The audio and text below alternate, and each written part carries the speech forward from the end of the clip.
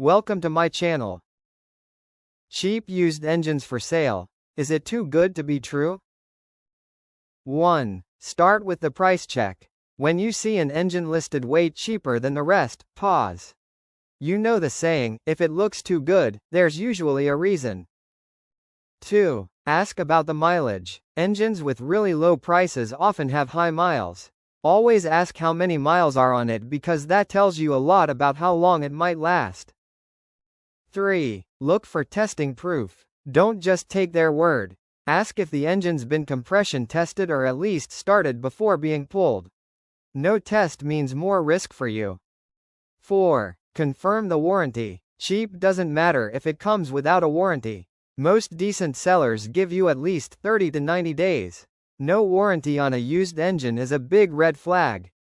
5. Dig into seller reputation. Google the seller, check reviews, even call and talk to them. If you get weird vibes or pushy answers, move on. 6. Ask about what's included. Sometimes the cheap price is just the bare block. You'll end up spending more on missing parts like alternators, sensors, or manifolds.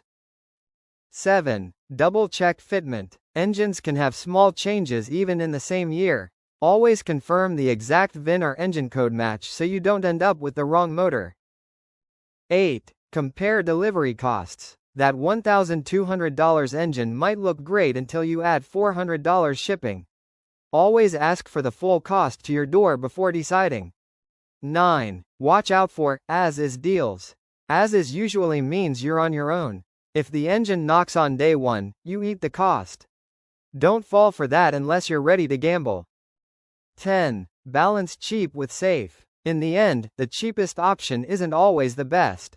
Paying a little more for a tested engine with a warranty is usually the smarter move. Thank you for watching.